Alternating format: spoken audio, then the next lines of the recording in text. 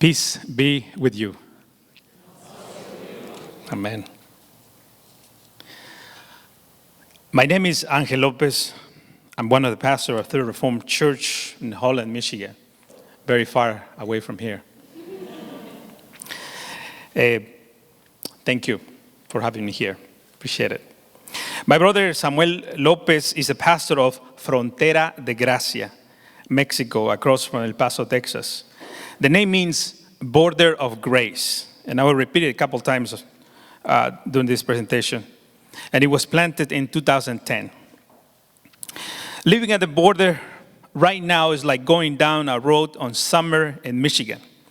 Things are under construction. Expect delays and be ready to wait as long as is necessary to carry on your way. Each day is a new day, and each week brings challenges to the border. You have whatever the Mexican government says goes, and whatever the American government says goes too. Doesn't matter if they contradict each other. Such are the waves of the border every month. So, wait if you can. One day in March, Pastor Samuel came to visit Carmen, a new believer. She couldn't, on her way to work, see people every day sleeping on the street and doing nothing. Carmen was the first person in Frontera de Gracia Church that began hosting Cubans at her home. That day, she said, "For months I had been hosting people at my house, Pastor Samuel, but I cannot do it anymore.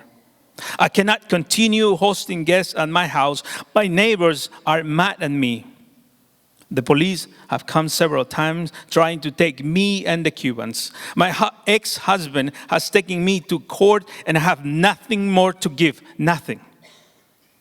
I am beyond tired, and there is no way to know if these people will be able to cross the border anytime soon. Pastor Samuel, could you take them?" So, Pastor Samuel took them in. He opens the door of Frontera de Gracia, Border of Grace Church, and invite others to join him to host the new guests. Ciudad Juárez, Mexico is across from El Paso, Texas. It's one of the biggest cities at the border, and it also is the most dangerous places in Mexico. This is a city of nightmares, but also of hope, if you can afford to wait. Here is where the waiting begins. As soon as a person arrives here, they need to get a number from immigration. The number will tell you when and where you will see the official at the border. This waiting could take from 2 to 8 months. This is what we call metering. Juárez, being the biggest city in the north of Mexico, housing is one of the biggest problems for locals and foreigners. And because foreigners cannot work here, they suffer the most. They need a shelter, food, basic services like bathroom, water, electricity, clothes, and transportation. It's a big city. Most of our guests, when they arrive here, they have already crossed 10 to 12 borders already. They have nothing. Many of them, not even their dignity. Juanito, 9 years old, and his father, David, not the real names, had been traveling from seems like forever from Guatemala. They got involved with coyotes and the business of trafficking humans into the USA. Both father and son were kept against their will in a house with 30 people. They barely have anything to eat during the week. And when they complain or ask for something, their captors hit them with their pistols. And they put plastic bags in their head to scare them, to keep them in line. They ask ransom for our families to get us free, say Mr. David. One day, they were able to escape the house, and they run and run and run across the city, desperate to get away. They found Pastor Samuel picking up some of the refugee seekers. They asked, Pastor Samuel, do you have a space for 2? As a matter of fact, I have 2 more places. Come in, said Pastor Samuel. By the grace of God, they have found a safe place. A few days later, at Border of Grace Church, people began to collect some money for something special.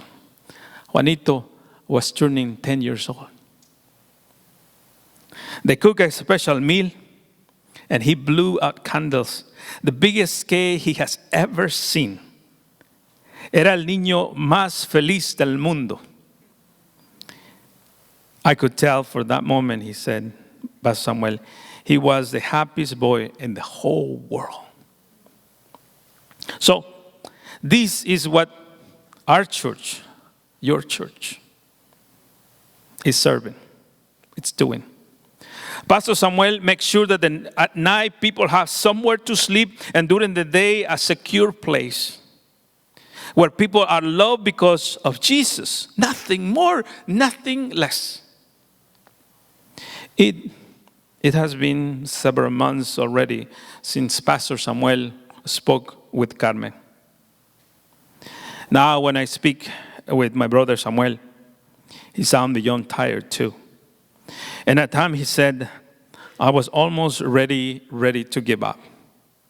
But it is a call of Christ and the supports and prayers of our brothers and sisters like you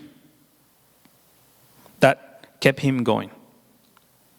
It has been my honor to tell their stories and to open channels to folks here to support the crucial care he's giving to asylum seekers at the border, at our border, your border.